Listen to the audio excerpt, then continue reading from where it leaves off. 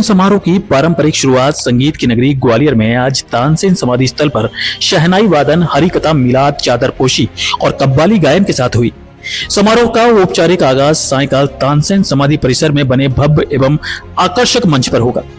इसी मंच पर बैठकर देश और दुनिया के शीर्ष साधक सुर सम्राट तानसेन को स्वरांजलि अर्पित करेंगे। तानसेन की समाधि पर पहुंचे संगीत साधकों और रसिकों ने यहाँ लगी इमली की पत्तियां भी खाएं। माना जाता है कि इन्हें खाने से सुर खिल उठते हैं। ग्वालियर के हजीरा स्थित तानसेन समाधि स्थल पर परंपरागत ढंग से रागमय शहनाई वादन किया गया। इसके बाद ढोली बुआ महाराज ने हरिकथा सुनाई। उन्होंने संगीतमय आध्यात्मिक प्रवचन में ईश्वर और मनुष्य के रिश्तों को उजागर किया। उन्होंने कहा कि परहित से बढ़कर कोई धर्म नहीं। अल्लाह और ईश्वर, राम और रहीम, कृष्ण और करीम, खुदा और देव सब एक हैं। इसके अलावा उन्होंने विभिन्न रागों में पिरोकर अन्य भजन भी गाए। ढोली बुआ महाराज की हरिकथा के बाद इस्लामी कायदे के अनुसार मीलाद शरीफ की तकरीर सुनाई गई। तानसेन समाधि पर परंपरागत ढंग से आयोजित हुए इस कार्यक्रम में प्रशासनिक अधिकारी और कला साधक सहित गणमान्य नागरिक उपस्थित रहे। गौरतलब है कि राज्य शासन के संस्कृति विभाग के अंतर्गत उस्ताद अलाउद्दीन खान संगीत एवं कला अकादमी द्वारा हर साल जिला प्रशासन व नगर निगम के सहयोग से तानसेन समारोह का आयोजन किया जाता है।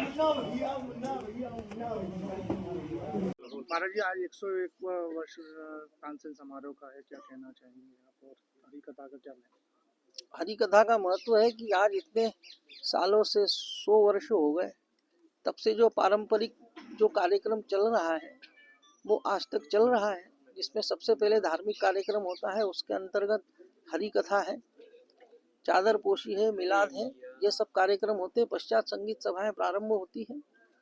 इसलिए इस अवसर पर इतना ही कहना है कि हरिकथा के द्वारा संगीतम मोहिनी रूपम, इस न्याय से भी भगवान को रिझाया जाता है। और ऐसे ऐसे महापुरुष यहाँ बैठे हैं जो साक्षात उस परमात्मा के स्वरूप में संगीत के द्वारा विलीन हो चुके हैं, तो उनके लिए ये सारा कार्यक्रम हरिकथा के द्वारा प्रारंभ होता है। तो हरिकथा भी संगीतमय होती है, इसलिए उसका महत्व है, वो काम चल रहा है। और इस अवसर के ऊपर हम सबका अभिनंदन करते हैं। ग्वालियर नगर के वासियों का बड़े सौभाग्यशाली है जिनके नगर में इस प्रकार के महापुरुष यहाँ विराजमान हैं। और भी बाहर से आने वाले मेहमान, कलाकार, सुनने वाले श्रोता वर्ग हैं। कुछ लोग अव्याहत रूप से, नियमित रूप से यहाँ आते हैं। उन सबको बहुत बहुत बधाई, बहुत बहुत अभिनंदन। और 101वां जो उत्सव है इसके लिए सबको हार्दिक बधाई। तानसेन समारोह का आगाज किया जा रहा है, किस तरह का ये कार्यक्रम रहेगा? ये परंपरा और उत्कृष्टता को लेकर हमारा ये पूरा प्रयास है। और परंपरा के हिसाब से ही जो यहाँ पे हरिकथा भी हुई है, मिलाद चल रही है, और इसके बाद चादरपोशी कार्यक्रम होगा। और सायंकालीन सभा का जो मंचिक कार्यक्रम औपचारिक शुभारंभ होगा, उस पर हम लोग एक औपचारिक शुभारंभ करेंगे। उस पर माननीय मुख्यमंत्री महोदय हमारे वर्चुअल जुड़ पाएंगे। उसके साथ ही हमारे संस्कृति मंत्री उपस्थित रहेंगे और स्थानीय माननीय मंत्री और जनप्रतिनिधियों की उपस्थिति में कार्यक्रम हमारा प्रारंभ होगा। इस पे आज हम तानसेन अलंकरण और राजा मान सिंह तोमर सम्मान अलंकरण भी कार्यक्रम करेंगे। वर्ष 2024-25 के लिए भी होगा। प्रतिदिन ये जो सभाएं होंगी, प्रातःकालीन सभा और शामकालीन सभाओं के माध्यम से हम कुछ स्थानीय कलाकार, कुछ नवोदित कलाकार और स्थापित कलाकारों के माध्यम से स्वरांजलि देंगे तानसेन जी को। और ये प्रयास ये है कि परंपरा और उत्कृष्टता का अनूठा संगम करते हुए हमने कुछ यहाँ पर जो हमारी राग रागनी को लेकर पेंटिंग प्रदर्शनी है और लाइव चित्रांकन है, उसका प्रयास किया है। कुछ स्टॉल भी हमने लगाए हैं जिसमें कि लोग, स्थानीय लोग जो यहाँ पे आते हैं उनके लिए भी थोड़ा सा एक आकर्षण हो सके। और मुख्य रूप से जो हम प्रयास किए हैं इस बार सितार वादन को लेकर, सरोद वादन को लेकर, 2 पीढ़ियों के जो हमारे उत्कृष्ट कलाकार हैं उनको हमने आमंत्रित किया है। और हमारा ये प्रयास है कि पिछले वर्ष की तुलना में हम और बेहतर कार्यक्रम कर पाएंगे आप सभी के सहयोग से। और आपके माध्यम से हमारा ये भी अनुरोध है कि ज़्यादा लोग यहाँ पर उपस्थित हों और सभी का यहाँ पर स्वागत है। धन्यवाद। बाहर के लोग भी कोई ना कोई आते हैं? हाँ, बाहर के लोगों की हमारी सहमति मिली है, उन्हें कुछ एक वीज़ा का प्रॉब्लम है, कल शाम को ही आया है, लगभग क्लियर हो जाएगा, तो उनकी प्रस्तुति भी है, उसमें प्रस्तुति हमारी एक प्रस्तुति है अभी उनकी, और हम पूरा प्रयास कर रहे हैं कि वो रिजॉल्व हो जाए मैटर। आगे किस तरह के कार्यक्रम होने वाले हैं? आगे आने वाले समय में तो जो हमारे यहाँ परंपरा है कि प्रति दिवस जो होता है, कॉलेज के जो बच्चे होते हैं हमारे, ये जो संस्थाएं हैं जो सीखते हैं बच्चे ध्रुपद, उनका गायन होता है, शुभारंभ वहाँ से होता है। उसके बाद प्रतिदिन हम एक गायन के वरिष्ठ और एक गायन के कनिष्ठ और इसी प्रकार से वादन के एक उत्कृष्ट कलाकार को आमंत्रित किए हैं, जिसका विस्तृत विवरण हमने सभी जारी किया है। और पूरा प्रयास है कि जो परंपरा का संतुलन है कि यहाँ पे नवोदित को भी मौका मिल पाए, उत्कृष्ट भी हो पाए और तानसेन जी महाराज को हम लोग श्रद्धांजलि दे पाएँ, उसी प्रकार से हमने सृजन किया है। और पिछले वर्ष की तुलना में हमने ज़्यादा से ज़्यादा जो हमारे नवोदित कलाकार हैं उनको पूर्ण रंग में अवसर देने का प्रयास किया है और आने वाले समय में हम इसकी संख्या और बढ़ाएंगे, तो जिससे ताकि यहाँ के स्थानीय जो कलाकार हैं उनको मंच प्राप्त हो सके। तो एक बार तानसेन समारोह का आगाज किया जा रहा है, किस तरह का कार्यक्रम रहने वाला है? तानसेन समारोह की अपनी अक्षुण परंपराएं हैं। सन 1924 में जो उर्स के साथ रियासत काल में तानसेन समारोह शुरू हुआ था, उस समय भी हरि कथा, मिलाद, चादरपोशी और कव्वाली गायन के साथ इस उर्स का जो तानसेन समारोह का पहला जो था वो शुभारंभ हुआ था। वो परंपराएं 100 वर्ष बीत जाने के बाद भी आज भी अक्षुण बनी हुई है। उन्हीं अक्षुण परंपराओं के अनुरूप आज सुबह की बेला में तानसेन समाधि पर हरि कथा, शहनाई वादन, मिलाद और चादरपोशी हो रही है। इसके साथ ही समारोह का पारंपरिक शुभारंभ हुआ है। जहाँ तक औपचारिक रूप से शुभारंभ का सवाल है तो आज सांध्य बेला में जो ऐतिहासिक ग्वालियर दुर्ग है, जो यहाँ पर कहा जाता है कि शून्य का पहला शिलालेख है, उसी ऐतिहासिक चतुर्भुज मंदिर की थीम पर एक भव्य विशाल जो मंच बना है तानसेन समाधि के समीप, उसी पर ब्रह्मनाथ के शीर्षस्थ साधक देश और दुनिया के यहाँ आ रहे हैं। वो सुर सम्राट तानसेन को अपने गायन और वादन से श्रद्धांजलि देंगे। इमली के पेड़ की बात की जाती है, किस तरह की मान्यता है इमली के पेड़ की? ऐसी किंवदंती है कि जो सुर सम्राट की समाधि के नज़दीक जो पेड़ जो खड़ा है इमली का, वो उस पे उसकी पत्तियां चबाने से लोगों के गले सुरीले हो जाते हैं।